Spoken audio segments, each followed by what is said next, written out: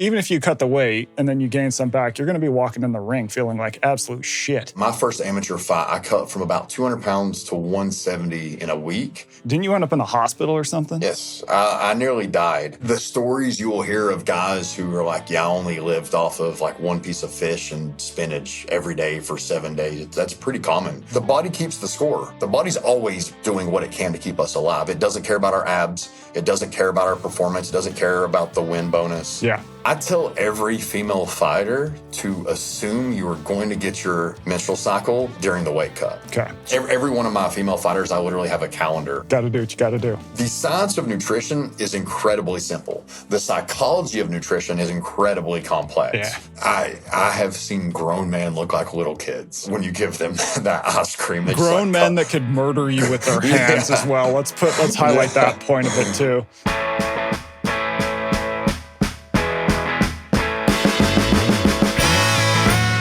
Welcome to 2%. I'm your host, Michael Easter. This weekend, UFC Freedom 250 is happening. It is the biggest fight in UFC history. It is happening on the White House lawn.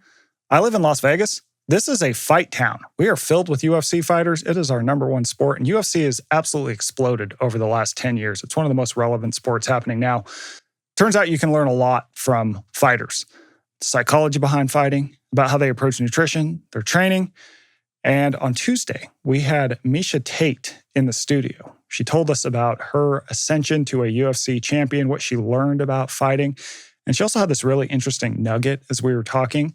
She said that one of the hardest parts about fighting is the weight cuts she had to do before she would step into the octagon. So for context, UFC fighters will lose 10 to 20 pounds during the 72 hours before weigh-in, and then they will gain it all back 24 hours before they have to step on into the ring. That is an insane process. And I wanted to learn more about that. So I tracked down Tyler Minton. Tyler Minton is the guy for all things UFC nutrition, all things weight cutting, and he learned it the hard way. So he started in the UFC many years ago. He had a really bad weight cut that put him in the hospital. Everyone in the game was doing weight cuts the wrong way, and he went on a sort of knowledge quest to figure out, okay, how do we do this thing better? Got a bunch of advanced degrees in nutrition, and he has really figured out the science behind weight cutting. And it turns out that the information you can get from weight cuts is actually really useful for an everyday diet. So Tyler's going to tell us the insanity of how these fighters lose all this weight and then gain it all back within 24 hours. And he's also going to give us some really interesting information that can help us eat better day to day. Everything from how to approach the meals you eat, the timing of your meals, what an average day should look like for the average person. Oh, and just a quick note before we bring on Tyler. Tyler still works with UFC fighters, but he also works with Navy SEALs. He lives on a base in Virginia, and there was a lot of flyovers, F-18 flyovers happening. As Tyler put it, that is the sound of freedom. But if you hear some crazy rumblings in the background, don't worry, we're not being invaded. It's just F-18s doing some flyovers. Tyler Minton, thanks for coming on the show, man. Yeah, brother. All right, so you and I had an awesome conversation years ago for a Substack piece I did on all the work that you do with fighters and nutrition. We, of course, couldn't get into everything, though. I have to edit those things, so I figured now's a good time to just let it rip. Before you started working with fighters and nutrition, you were a fighter yourself. How'd you get into that? What'd you learn from it? I got into fighting out of childhood trauma, like most people get into fighting. Oh yeah, good. Honestly, I wrestled. So I started wrestling later in school. I was your typical fighter story. I was bullied a lot growing up and found a home with wrestlers because wrestlers were kind of the weird guys who didn't care. They just had all this confidence in the world, and they were all like showing up to school wearing pajamas, but no one would mess with them. So I kind of recognized, like, hey, these are just, I'm a weird guy. Maybe I would get along really well with these guys. Yeah, they got that don't give a shit energy. Yeah, you gotta love the wrestlers. Yeah, so I started wrestling and really loved it. Wasn't great at it. I was good, but I enjoyed it. And wrestling was just where I found a home. And then after school, I started fighting. It was just kind of the natural progression. I just wanted to give it a try and see how I would do. And I enjoyed it. I became addicted to every aspect of it and loved it. And before I knew it, I was a professional fighter and, had a pretty good career and just kind of spun off. Yeah. And so one of the things that came out of that fighting career, which put you where you are now, is fighters have to cut a lot of weight for a fight, right? If you're at if your fight is 170, you are not walking around at 170. You're like 190, you get down to 170 for weight, and then you gain it all back. But one of those cuts, didn't you end up in the hospital or something? Yes, I nearly died. And that's exactly how this stuff happens. Is at the time there wasn't much out there for weight cutting. There wasn't much information out there. And, people didn't really know what to do. And we just approached it like wrestling. And I was a 185er a lot, and then decided I was going to try some fights at 170 and cutting weight and doing everything normal. Like my weight cuts were awful, just like everyone's were, who's really big I'm obviously a really big welterweight.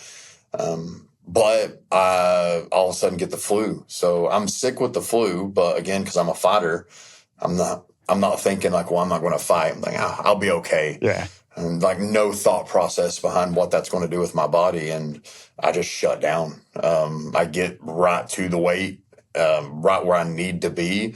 And everything goes crazy. I start losing my vision. Everything starts going crazy. And a lot of that was what inspired me to start really figuring out, how to improve weight cutting for myself and then for other people as well. Yeah. And there were guys in the space for sure already, but even then those guys were still kind of newer and their voice wasn't like Mike Dolce, for instance, a good buddy of mine, but he was still relatively new on the scene and there wasn't a whole lot of information out there because what information he had, it had to be kind of kept secret and proprietary because he had a business, you know? Totally. So you, before we get into how you started to approach cutting weight and nutrition in fighters, explain what people were doing before. So what was the thinking before guys like you came on the scene and changed things? Eat less, run more. And that was really it. It was starvation because it only makes sense that, to lose weight, we have to be in a calorie deficit. Right. So we just got to eat less. And you've been dieting all camp. Well, now I still have 15 to 20 pounds to lose this last week. So now I just have to eat even less. And the stories you will hear of guys who are like, I only lived off of like one piece of fish and spinach every day for 7 days. That's pretty common to hear those things back, 10, 15, 20 years ago. And then we know like, I got to lose water. So the best thing would be to just stop drinking water. So guys would just stop drinking water 2 to 3 days out. Wow. It was just unimaginably awful. Like the old weight cut stories you hear are just insane. And it was working completely against the body. Yeah. And now just the normal practice is good. Like even the base level information out there is still so much better than the information that used to be out there. Yeah, I have to imagine in the past too, even if you cut the weight and then you gain some back, you're going to be walking in the ring feeling like absolute shit. Awful. I remember my first amateur fight, I cut from about 200 pounds to 170 in a week. Holy and it crap. was same day weigh-ins. So you would weigh in and fight a few hours later. I won in like 9 seconds. But I remember the referee raising my hand and my knees buckled because I was so weak and I felt so bad. And but that's not unique. Those are everyone that was fighing. It was just a standard. Intent. Yeah, that was just the normal thing. It's absurd. And I'm grateful that it's changed so much. And, I can say I've been part of that, but there's a lot of other practitioners who have been part of that again. I mentioned him before, but Mike Dolce was kind of the first guy to come out and say, hey, you have to eat fight week and you have to eat a lot of carbohydrates all camp. And, one of the first big names in it. And, now with the UFC PI, especially Performance Institute. Yeah, with the UFC Performance Institute, you have Charles Stoll, the one of my best buddies and the director of performance nutrition there. It's like if you're in the UFC, you have no excuse to not have this figured out. You literally just go listen to everything Charles says and do it. Yeah. So regarding figuring it out, you have this hospitalization, you get some wins, but your knees are buckling. So what was the knowledge quest where you started to unpeel what is actually going to be a better way to lose all that weight before weigh-in? So I think it really started with just health in general. So are you familiar with Rob Wolf? Yes. So he's Rob Wolf, for those listening who don't know him, he's a nutritionist, kind of, I would say, popularized paleo diet maybe 15 years ago. So Rob is by trade was a nutrition researcher. So that was his thing. He wrote the Paleo Solution, and I met him at an event years before and really liked him. And I reached out to Rob and asked him for some help. And Rob was actually my first mentor.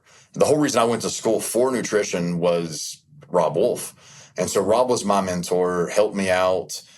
And we really started discussing things like sleep, hormones, cortisol, antidiuretic hormones. So we started talking about all these other things that weren't really nutrition, but it played a role in nutrition. And I started really just looking at health in general and recovery.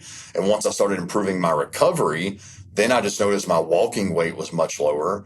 Then I spent some time just fighting. Those were like my first fights. Then I went to just fighting 85 for a long time. So I didn't have to have these huge cuts. Yeah, that's interesting. So for more context for people, tell us how much weight fighters tend to lose before weigh-ins, and then are they gaining it all back? Like, what do the numbers actually look like? We are happy as practitioners if a fighter is 10% over their weight class. Okay. So if you show up fight week at 10%, we'll do a calculation here. If you show up on fight week, and when we say fight week, it's Tuesday for us. Like, that's the day you weigh in. And the fight is on Saturday. Yes. So if you show up as a welterweight, 171, at 188 pounds on Tuesday, we're like, sweet. Ideally, we would like less than that. But that is kind of the barrier of entry to us not really having to worry.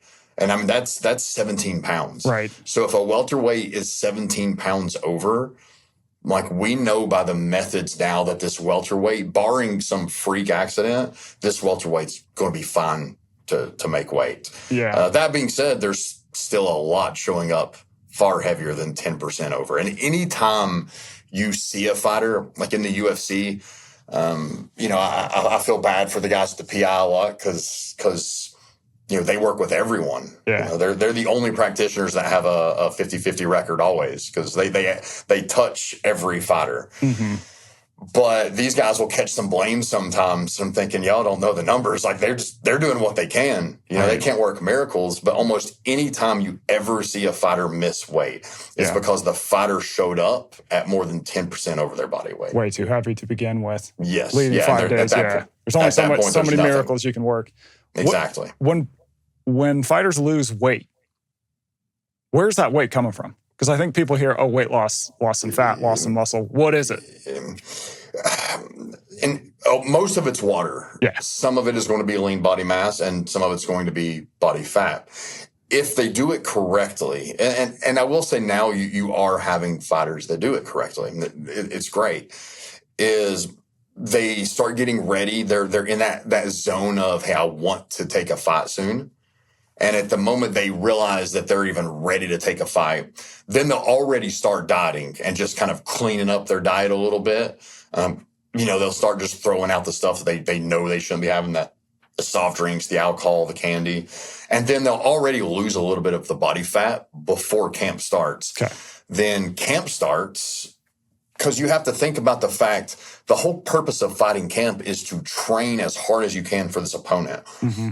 Calories are energy. That's what they are.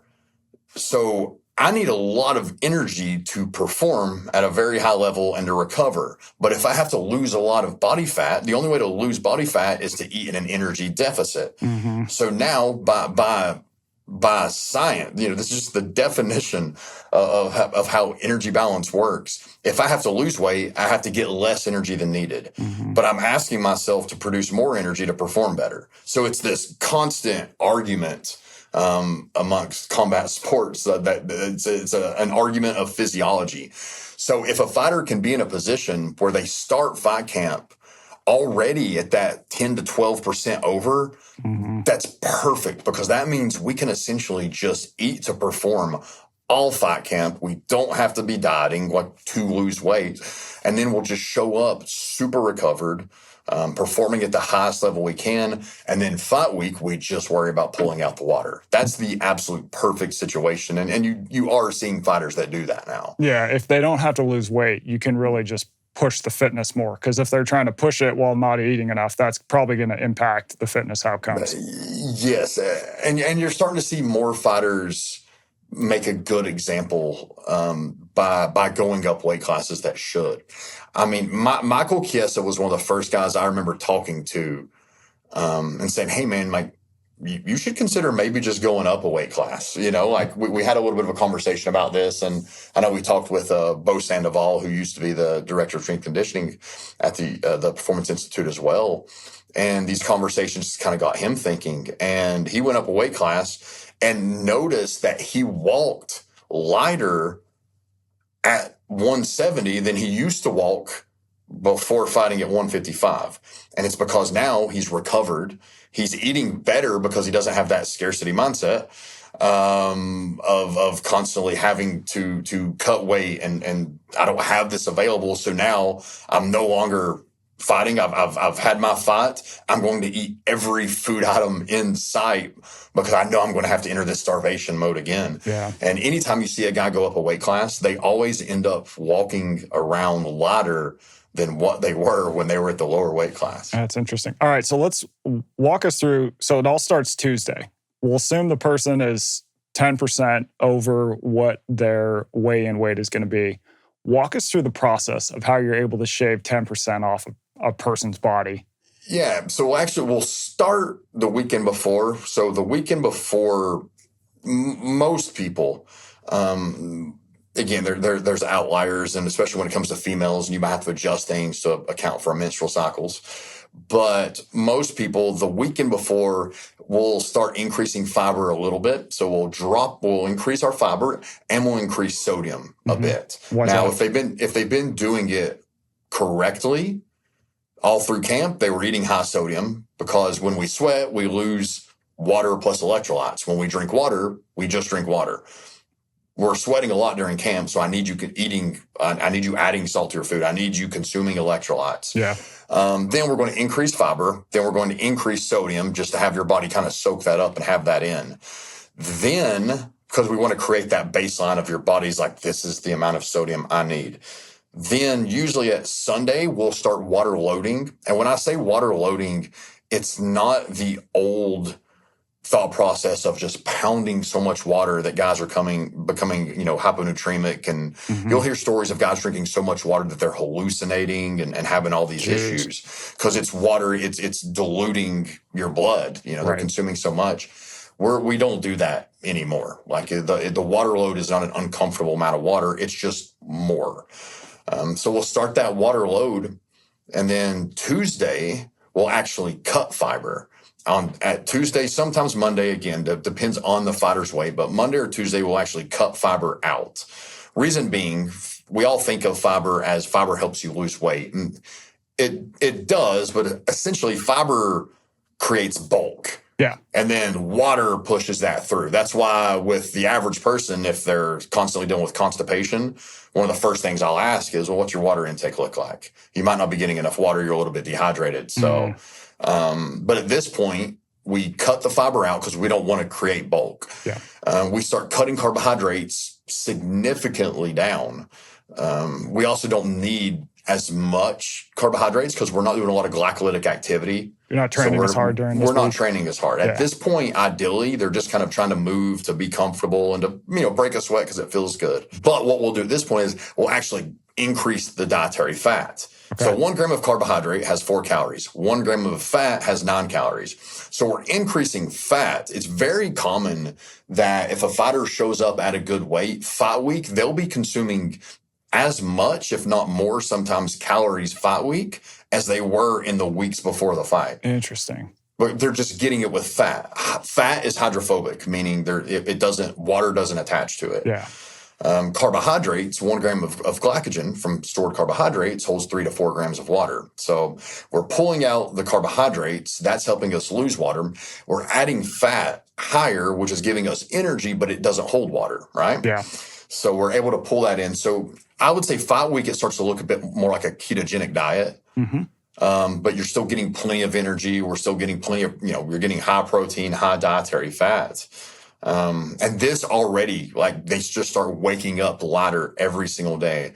And we'll keep this water intake pretty high until the weight cut starts. And what we determine as the weight cut starts is the moment you really start exposing to heat, which for most people is going to be Thursday night. Okay. At that point, the water has gone down. Usually on Thursday with a Friday morning weigh-in, the water will cut down significantly to just sip when you're thirsty. Okay.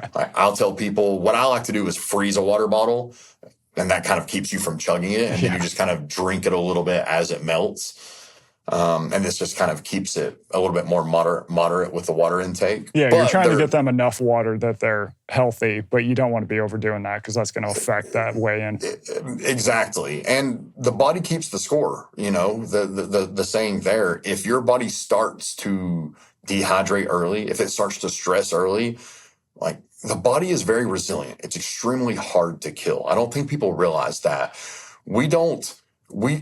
Outside of physical trauma, and it is really, really hard to kill the human body because, in fact, it is working every second of every day, thousands, if not millions of processes to keep us alive. Mm-hmm. And eventually what happens is those processes stop working, and that's what kills us. But the body's always doing what it can to keep us alive. It doesn't care about our abs. It doesn't care about our performance. It doesn't care about the win bonus. It's like, how do we keep alive? Yeah. And it says, hey, this dude is trying to starve us. This dude is trying to dehydrate us. We can't let this happen. So what happens is antidiuretic hormones kick in, and it's working on keeping as much water in as possible. It says, hey, this idiot hasn't given us enough water. Now he's exposing us to high heat to sweat what we do have out. So the body is always working against a weight cut. Yeah. So that's why we really want to keep it as low stress as possible. And we want to wait till the very last second to really start exposing things like the heat. Yeah. That almost delays the body's ability to go, we got a problem. Let's hold on to this. Exactly. Yeah. And, and we talked about how it starts the weekend before, but really it starts weeks before in preparation with things like heat acclimation and sweat rate testing. So if a fighter's done everything they can and they're working with a good practitioner, when you show up to fight week, we already know how much water you'll lose at what temperature in a sauna or a hot tub at what time length. So we're able to schedule the weight cut based off of this data we have. So we don't just show up and wonder, because there's always a big saying with fighters. It's, well, I didn't miss weight, I just ran out of time. It's a real thing, but we're able to know exactly how much time it's going to take because we have this data, all these data points of, well, we know if we put Michael at 104 degree bath temperature for a 20-minute session, get him out, put him back in for 20 minutes, he loses this much water. So then you can start creating this schedule based off that. How much weight are people, when you start getting people in the heat, whether it's the sauna or the hot tub, how much weight are they losing from that as a percentage? It really depends. We'll talk about it in pounds just because that's where most people are going to understand. I mean, it's very common for especially bigger guys with more muscle mass to, like, one sauna session or one hot tub session, let's say they get in, they break a sweat, and we hold them in there for 20 to 30 minutes. And when I say hold them in, like we're not physically holding them down there. Usually they're like watching a movie. We'll set up an iPad. They're watching a movie, listen to music. Yeah. It's actually a pretty chill, type low stress situation. But you'll see anywhere from, well, then we get out and then we cover up. So at that point, we pull them out of the hot tub, and then we'll put those like metal hypothermia blankets just on top, just so you can keep the sweat going. And we'll just continue watching a movie, maybe for 30 minutes to an hour. And that session alone, depending on the size, could be anywhere from 3 pounds to I've seen 10 pounds. Oh, wow. That's wild. It's insane, the amount that you can see. James Vick once, I want to say it was like 13 pounds he lost in one session. Holy crap. One time. It was insane. So it's leading in the weeks leading up, it's like you start to clean up the diet. Tuesday, we're switching out carbs and we're putting in fat instead. So that's going to start to shuttle water out. Then Thursday, we're getting the person in the heat to sweat everything out. And then Friday morning is the weigh-in. Friday morning is weigh-in. You have two different kind of fighters, some that want to wake up on weight and some that would rather sleep a little bit better. Because usually when you get to that point, you're on weight, you're dehydrated. Yeah. When you're dehydrated, you don't sleep good. So some fighters would rather do a smaller cut Thursday night, get to sleep, wake up early, and finish it all Friday morning. Mm-hmm. And then other fighters would rather do most of it Thursday night and hope that they float a little bit and just wake up like half a pound to a pound lighter. Yeah. And then worst case, do a very small one Friday. Yeah. The best practitioners, they work with what the fighter is most comfortable with that we know can work. I always think it's wise for a practitioner to speak and meet with a fighter, especially the first time, and say, what do you like? What do you not like? What stresses you? Because you'll have fighters that, let's say a guy almost died in a bathtub once because he was working with someone or doing it himself and just doing it wrong. You're going to get a stress response the second he hears that bath water. Yeah.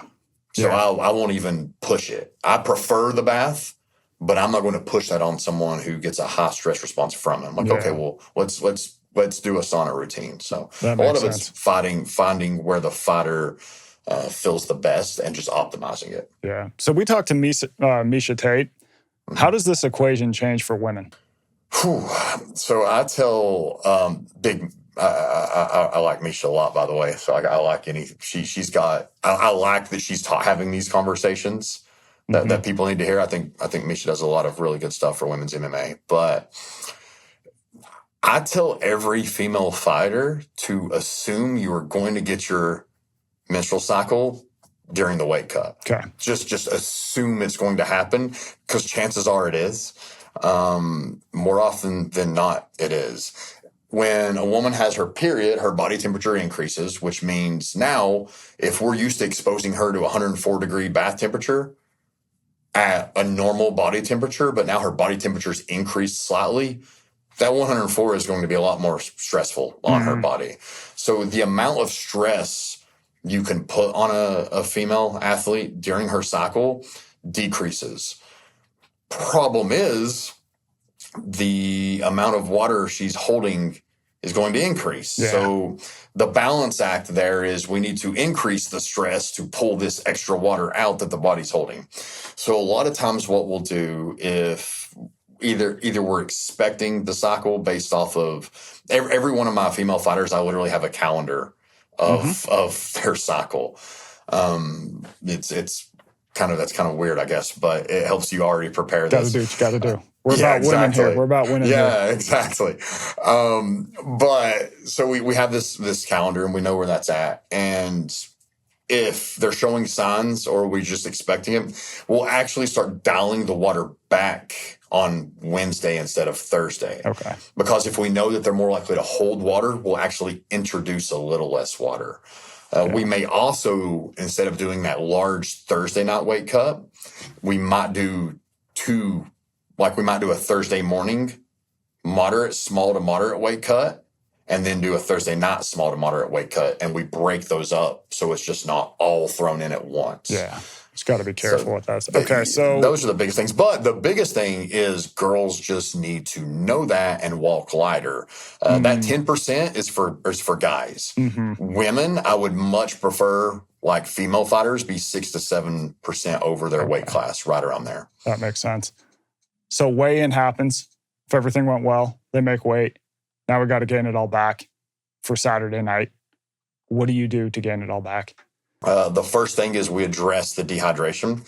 Everybody, the first thing they want to address is I've not had the food that I've wanted in weeks. Yeah. And I've not had carbs in days. So that's the first thing people want to address. I won't even hand them their food yet because I don't want them to worry about that.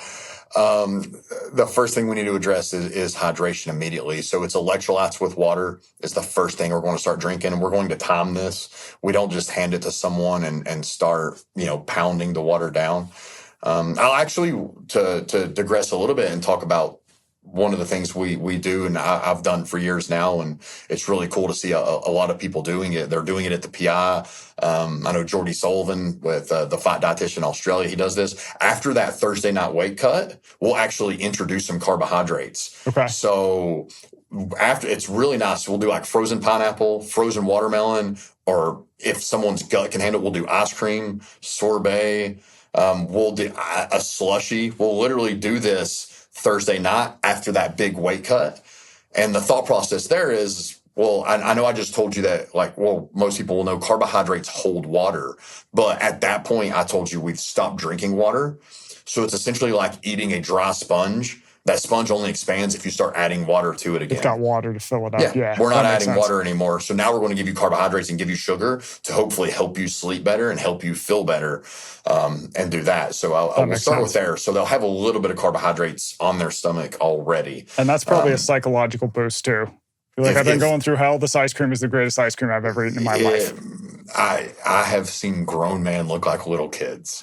Awesome. When you give them that ice cream, grown men that could murder you with their hands as well. Let's highlight that point of it too. They just covet it, like they just hold it close. So they already got a little bit of carbohydrates in them, but. So first thing, that first shake, we're going to time that so we don't just chug it. If you chug this really cold drink after your stomach is truly empty, your stomach will start spasming, and you'll see guys projectile vomit like the Exorcist girl. So we have to normally put a timer on this, 10 to 15 minutes to sip this first drink of electrolytes. Then, depending on how much weight they cut, will depend on how much fluids we're trying to put back in. Because essentially, we're trying to put back in the fluids that they lost. Right. And so we'll divide that up based off of that. And then as we get towards the later drinks, we'll start throwing in dextrose, maltodextrin. I like using Vitargo at this point. We'll start throwing Vitargo in, so they're getting that fast. Yes, they're getting that fast digesting carbohydrates. All in liquid form. And then by the time they finish those shakes, which could be 30 minutes to an hour, now we'll start introducing food. Yeah. And we want this to be very fast digesting food as well.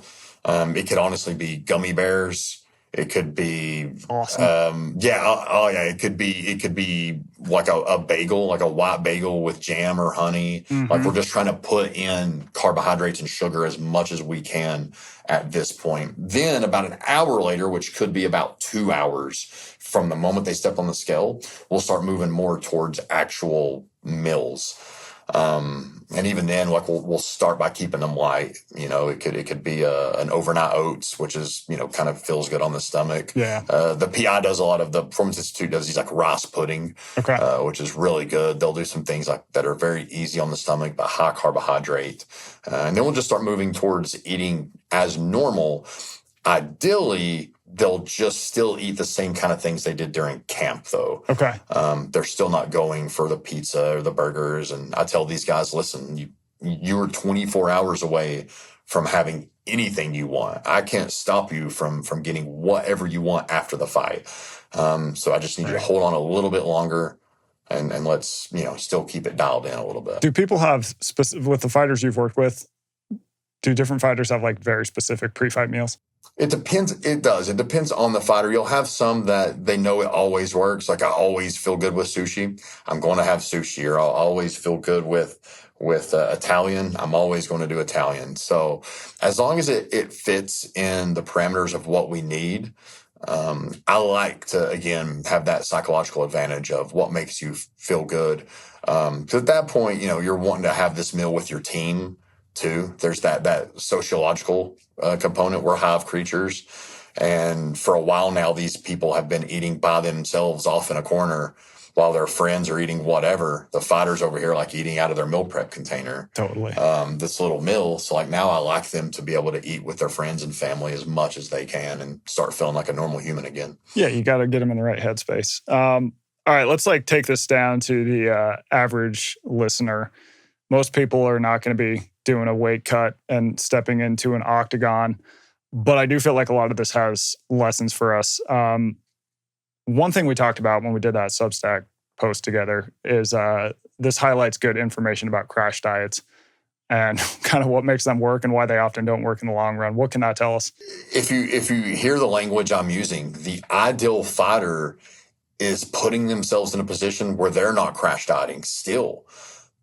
But most fighters, or a lot of fighters, like I said, it's gotten a lot better. They're still putting themselves in a position where they have to crash diet to get to that point. And I'm sitting here describing all these health issues that come with that.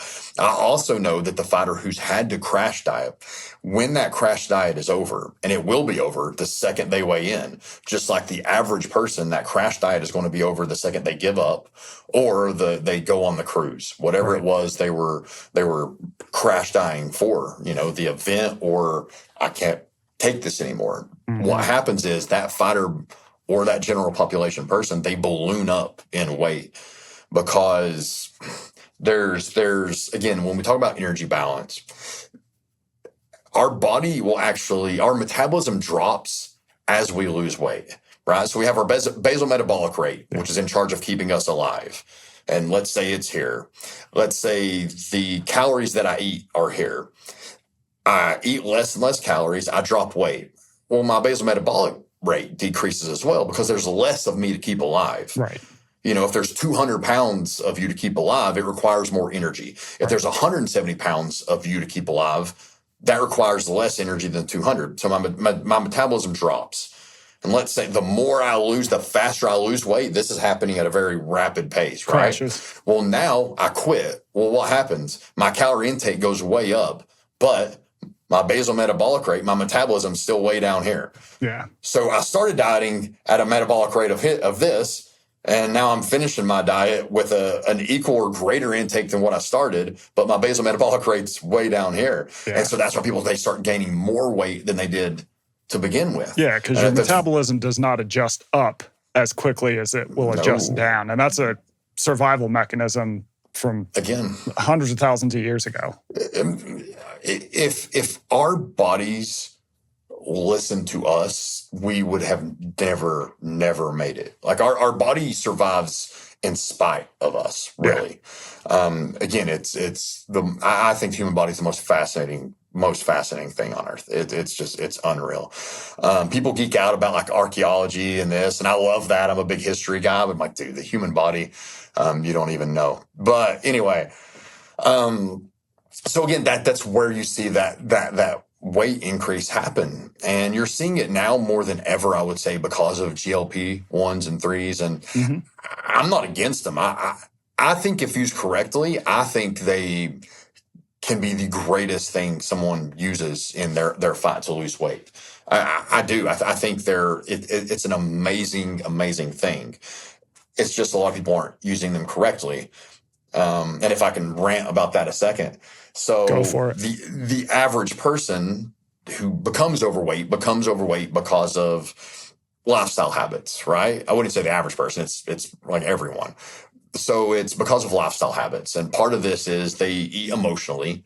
They eat because they're hungry. Maybe it's not even physical hungry, but they choose their food based off of what they want. Mm-hmm. And they don't work out. They're sedentary. Well, the average person is eating we'll say an energy-rich, nutrient-poor diet. Energy-rich as far as high calorie, nutrient-poor, like poor nutrition, poor nutrient value. Yeah. But now they do a GLP, which essentially makes you it takes away the food noise. It takes away the emotional eating component. So now we had this person that was on an energy-rich, nutrient-poor diet that was only eating based off of like the feeling of wanting food. Now they don't have that feeling, but they're probably not going to change the food that they were eating. So now they're on an energy-poor, nutrient-poorer diet, because even though they were eating, they were eating a lot of really, unhealthy food, there were still some nutrients involved with that. There's still some nutrients. Now they're just eating a lot less of that same poor quality food, meaning now they're getting even less nutrients. The average person is consuming way too little protein. Now they do a GLP-1. Protein is the most satiating of all macronutrients. Guess the one thing they're most likely to eat even less of? Protein. Yeah. So that's where you're seeing this rebound weight gain from people with the GLP-1s is from that. Now, if they do it correctly and they consult a dietitian, it's very important that people understand the person that can prescribe you GLP-1s almost definitely did not study nutrition in school. And actually they didn't. They absolutely didn't. A doctor does not study nutrition. They might take some courses on nutrition. I took American history, but I'm not a historian. Right. So they'll take some nutrition courses, but that's not their practice. A dietitian only studies nutrition. We can't prescribe GLPs though. So that's where it needs to be a team effort. Get it prescribed by the prescriber, and then speak with a dietitian on how you should manage your diet. If you're doing it correctly, you're taking a GLP, you are resistance training to preserve this hard-earned lean body mass. It's the fountain of youth. Like, preserve it at all costs. We don't want to lose that. And you're eating a high-protein diet, and you're also eating enough calories. Like, I've had clients on GLP-1s that are like, hey, I'm not hungry, by this second snack. I'm like, I'm sorry. Like, you got to do it. You're still going to be in a deficit, but I don't need you. I don't need you in a huge deficit. But again, that's a bit of a rant, but I think they can be a very useful tool. But right now, it's kind of where you're seeing all this weight gain rebound is purely from people doing it incorrectly. Interesting. So you had a rule that I really love. It's calories determine your weight, macros determine how you look, micros determine how you feel. Walk me through that. Yeah. I need to talk to a good trademark lawyer because that got stolen. So the amount of people I saw using that after I first said it, unfortunately, Jordan Syatt always corrects and says, no, that was Tyler Minton. I'll say it here too. That was Tyler Minton. But it's so simple. And I've even had people like that's stupid, that's simple. I'm like, no, exactly. That's the point of it. But if you can understand that, you understand everything there is to know about nutrition. The science of nutrition is incredibly simple. The psychology of nutrition is incredibly complex, right? Calories determine what you weigh. If you eat less calories than you burn, you lose weight, period. Anytime someone tries to argue that, I'm like, you're literally arguing the law of energy that makes light bulbs work. Like it's a very simple, it's a complex, but it's a very basic law of energy exchange here. Yeah. So if you eat less calories than you burn, you are going to lose weight. So calories determine what you weigh. Macros determine how you look. So what you weigh doesn't determine how you look, right? And calories by themselves don't do that. I've never met anyone when they say they want to lose weight that what they don't actually mean is, well, I want to lose fat. No one wants to just lose weight. We want to lose fat and we want to look good. No one wants to lose a bunch of weight and then look skinny fat, to use the term people are familiar with. We don't want to lose, muscle is metabolically expensive. We have to work really hard for even the smallest amount of muscle. We don't want to lose this, right? You could go on an all Twinkie diet, an all Oreo diet, an all Big Mac diet. These three have actually happened, and lose weight if you're in a calorie deficit. But if you're not getting adequate protein, you are not going to maintain your lean body mass.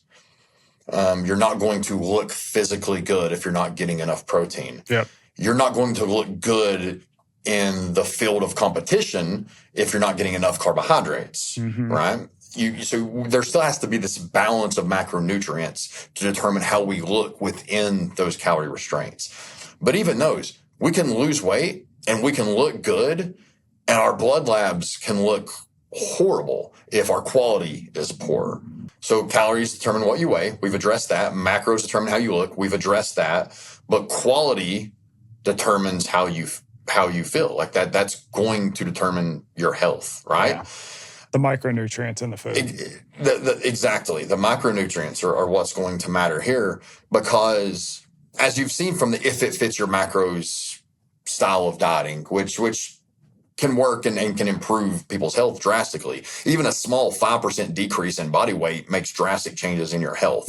But that's not necessarily the long-term implications. A sweet potato and a Pop-Tart are like shot for shot the same when it comes to calories and macros. This was an argument made years ago. I don't know if Dr. Alan Argonne was the first to make the argument or just one of the first like really good arguers of the claim, because it's very accurate. They're pretty much shot for shot the same, and they'll help you lose weight the same. They'll give you the same macronutrients. There's obviously some quality differences here, though, right? Yeah. The sweet potato is going to provide fiber. It's going to provide more micronutrients. It's going to digest slower to give us more sustained energy. The quality is ultimately what's going to determine the full picture of our health here, right? So you can lose weight eating any food imaginable. You can match your macros. Now it's a little bit hard, but you can match your macros eating really poor quality food. But if you want to greatly improve your health, your cholesterol, your blood sugar, you're going to have to address quality. Yeah. And when you address all three of these things, you have the perfect diet. Yeah. And I tell anyone, when you're going into the conversation of, will this diet work for me? Is this a good diet? Put it through that filtration system. Yeah. Of, does it address does it address those three things? Calories, quality, and macronutrients. Okay, so given all that, how do you eat yourself?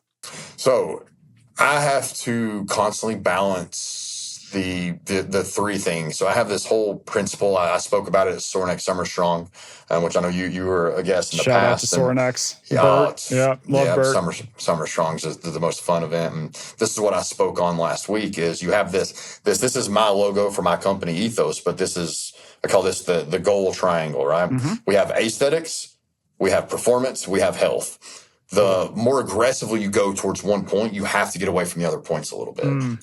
You can have them all. You just can't have them all at once optimized. You can't optimize your performance while also optimizing your health and aesthetics. Yeah. You can't optimize your aesthetics while also being, we'll get into that. We can get into that another Yeah, episode. This is a good example, I think, for people to understand this is, if we think about who are the strongest people, it's going to be powerlifters. Powerlifters are these doughy, big guys, but who looks the best is bodybuilders, but they may not necessarily be the stronger, because bodybuilders are pushing the aesthetics. Powerlifters are 100% performance. Yes. And who are the people who often live the longest and have the highest life expectancy? They don't have a whole lot of muscle mass. Right. They definitely don't have much body fat. Yeah. They're not really performing at a high level. They're just existing very comfortably and stress-free. Yep. And if they're not stressed, that also tells me they're not performing. They're not trying to perform. But anyway, so I'm balanced those a lot constantly. Because I know that I feel and look best around 12% body fat. Mm-hmm. When I start getting below, and this is from a DEXA scan, that's currently where I am right now. So I look and feel and perform the best around that. I still do jiu-jitsu and wrestle regularly. Like I'm a first degree black belt. Like I want to get back to competing in grappling competitions. So I'm still regularly doing that. I'm also a father of an 8-year-old and a 5-year-old. So like I want to live a really, really long time. So I'm constantly having to look at like, okay, how do we address all three of these things and how do we periodize those? And so around winter is when I'm like, okay, I'm going to have my shirt on more. Like I'm not, and now I live at the beach. Like the winter for the average person is the perfect time to focus a little bit more on performance. So I'll move a little bit more towards a calorie maintenance or a calorie surplus during the winter. When it starts getting back down to like February, that's when I'll go into a slight deficit. I never let myself get above 210 pounds. So once I'm usually about 208 to 210 around that January, February, then I'll start eating in a slight deficit to where by summertime, I'm 200, 205. I was actually 198 this morning. Because like now that I live at the beach, I spend pretty much all of my time here training when I'm not. So I work with Naval Special Warfare now as well, in addition to fighters and athletes. I free dive, I work out, and I train jiu-jitsu and wrestling constantly. So I'm just super, super active at this point. Sounds like a nice life. You've figured something out. I love it. Yeah, dude, I love my life. I really do. I was having this conversation with my kids the other day, and they were talking about how they can't, they don't want to grow up. And I'm like, like when I was a kid, I felt the same way, but I'm so glad I did. Because I'm 38 years old, and I absolutely love being 38 years old. Awesome. I love it, and I've told them that like you guys are part of that. Like my kid, like I get to have you guys, and I'm healthy, and I get to do all this cool stuff. But no, I appreciate that. But yeah, so it's the big thing is, and we can take that to how I work with the fighters. I never let myself get out of striking distance of what my leanest is. My leanest, where I like to be, is 200 pounds to 205 pounds, 12% body fat. So because I want to stay in that range, I never get above 210. If at any point I start to get above 210, I put the brakes on and say, okay, let's start slowing down. Yeah, that makes sense. I do that myself too. If I get over 185, I'm 6'1", so I'm kind of skinny. But if I get over 185, I'm like, all right, maybe you need to eat a little less and work out a little more. Yeah. But also if I get below 175, I start to feel like I feel a little more tired. So I think it's for the person listening today, it's kind of like figure out, where do you feel best? What weight allows you to do the things you like to do athletically? Yeah. And then just try and stay within that bounds and use those measurements as kind of a target of what you need to do. Yeah. Yeah. And one thing too, if you I eat a mostly whole food diet. Like anyone who follows me on Instagram sees I eat venison literally almost every single day. Awesome. If I'm not eating venison, I hunt a lot, so it's there. I have it. If I'm not eating venison, it's usually because I'm out of town. That's it. Because I always have it. I eat a mostly whole food diet. It's very rare that I eat something that's not whole foods. And then that affords me the ability to, if I want something that's not necessarily whole food, we have this ice cream place here that's owned by retired Navy SEAL Chris Fetz. It's called Bee Free Ice Cream. I love that place. It's the best ice cream in the world. And I'll go like once a week, and I could eat 4 scoops, but I eat 1 scoop because that's just moderate. Like I'm going to be moderate with it. Yeah. And I also know it doesn't matter because every meal all throughout the week was a whole food diet that was calorie controlled to be in the portions that I need. Another quote that I use a lot with my people is, you are what you consistently do, not what you occasionally do. If you consistently eat ice cream and occasionally eat whole foods, you're going to look like someone who consistently eats ice cream and occasionally eats whole foods. If you consistently eat a high quality whole food diet and occasionally eat ice cream, you're going to look that way. So, and to put some context in this, I believe that 70% of Americans are either overweight or obese. And when you look at what the average American eats, the diet is about 70% ultra processed food. So then you just go, I wonder if that has something to do with it. Let's connect some dots here. Yeah. No, it's a fascinating thing. And I get it. I talk, I give lectures over here to these Navy SEALs all the time. And when we start talking to them about, I have a way of delivering it. I don't just flat out say it till like the very last of this one lecture, but we start talking about the ways to fight inflammation through your diet, the way to look good through your diet, the way to lose weight through your diet, the way you do all this. And then they all just kind of realize by the end of it is like, it's just eat whole foods. It takes care of itself. All right, I'm going to ask you 2 final questions. Before we recorded, you said you're working with Max Holloway for an upcoming fight, but you need to get him from 140 to 170. What does that look like in a healthy way? Well, I don't have to get him from that. So essentially, that's Max fought at 145, right? So he's fought at 145. Then he most recently has gone up to 155. And, this fight was announced at 170. Okay. So as we talked about, anyone who fights at 145 or anyone who fights at 155, they walk heavier. At 170 already. They're already kind of in that position. But So honestly, the goal with this would be, it's kind of the dream for someone like me, and the dream for a fighter too. No fighter wants to take this chance. But I love it when they do. Is, hey, what would I feel like if all I have to do for this fight camp is eat as much as it requires for me to feel good and perform? Like, you get to feel good all camp. You get to eat really good food all camp. You never have to struggle with that. Man, I missed this. And I woke up feeling extra sore and tired. Like, imagine if you got to feel great for all 8 to 12 weeks of a fight camp. And that's what he'll get to feel like. That's awesome. And he's one of the most badass dudes ever. I feel like he's just a real, like, scrapper.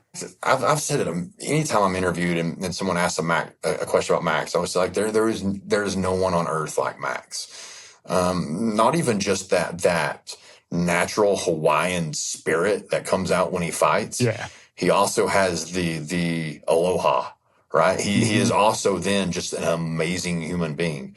It's like, how did you get both of these qualities? Yeah. Of just being such an amazing human being, but can also flip that switch and go to this crazy level of there's really no self-preservation there. Yeah. It's not I'm concerned like what could happen to me in this exchange, point to the ground and start swinging. Anyone else is like, oh, what if Justin Gaethje catches me in the chin? There's none of that with Max. It's I'm having fun. Let's go fight. Like, let's give the crowd what they want. He's just, I think if you're the UFC, like, Max has to be the dream athlete. Absolutely. Because he does, it's everyone just loves him. He's easy to promote, right? Totally.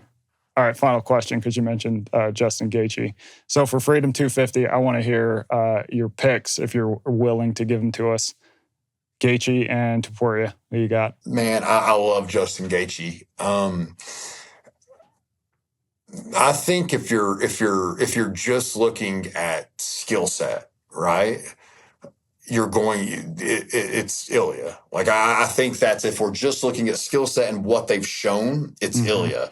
But if you're looking at that, and I always do, if you're looking at that it factor, the factor that Strickland had against Khamzat, that those little things that you can't train for, Gaethje has that. Yeah. Right? So I'm actually going to say that I think Gaethje catches him. And I do, because I think Gaethje has the capability of taking it to waters where Ilya's not been. Like, Gaethje is a dog, and Gaethje wants that. Like he is completely okay to get hurt to make this exciting and bring it into a brawl, and I think he can do that. Yeah. So that's my wild prediction, but I'm going to say Gaethje catches him TKO. Gaethje and Pereira. I'm always going to pull for Pereira. Oh yeah, he's the scariest human being I've ever seen. Yes, and he's never mean, but I don't want this to sound offensive, because I've only briefly met him, because anyone who's worked close with him talks about how nice he is, but he's not just like outwardly nice. Yeah, he's very like, he'll smile and all this, but he's not the guy that's going to come up and just be super friendly. He's just stoic. Yeah. He's just like an immovable mountain. He's there on business, and his business is knocking people out. Yeah, I love it. I love his whole look. I love everything that he does. The face paint, like everything about him. He's the man. Final. O'Malley and Zabi. Did I pronounce his last name right? Yeah, I think I'm going to go with O'Malley. Okay. I'm going to do it. Can I be honest? Like, I've never been a Sean O'Malley as a, I'm just pulling some wild ones for this card, but I try to separate, because I work with guys. Like, I'm not a fan I'm not a fan of people unless I work with them. Yeah. So yeah, like I've only had like some brief interactions with him. He's a very nice guy. But I think he has some of that it factor too. I think he is absolutely a stud. He's lost some fights that are fair to lose, you know. But I think he's, if anything, a bit underrated talent-wise, to be honest. I love it. All right. O'Malley, Pereira, Gaethje, there you go. Put in your bets, listeners. The word is in. And if you lose, I don't know what to tell you. Don't blame me. Yeah, don't blame Tyler. But Tyler, thanks a lot for coming on the show, man. That was awesome to chat. Awesome. Appreciate you, buddy. Thanks for checking out the show, and thanks to Tyler for coming on, and thanks to those F-18s for flying overhead and keeping us all safe. As a reminder, we are in your feeds twice a week, so please keep an eye out for more. Don't forget to subscribe so you get those updates when our new episodes come out. If you got a question for our Ask Michael Anything section, please send it to media@twopct.com or drop it in the comments. We'll try and answer as many questions as we can. As always, have fun, don't die.